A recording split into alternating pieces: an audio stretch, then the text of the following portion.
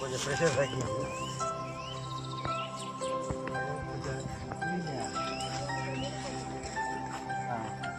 ఎక్కడో కూడా పడతాయి కొన్ని వైర్లు అంటారు జల కుళ్ళిపోయి మొక్క కూడా కుళ్ళిపోతుంది అంతే. దూరం పడుతూనే ఉన్నాయి కానీ ఓకేనా. మూడు పెట్టిన దీనికి కొంచెం నీళ్ళు ఆగుతుంటాయి, అవు పడుతుంటాయి. అదే కొంచెం చిలక బెట్ట, ఎన్ని నీళ్ళు పెడితే అన్ని గుంజుకపోతాయి.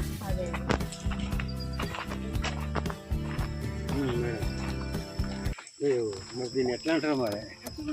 పర్లేదు అంటారా మేడం గారు?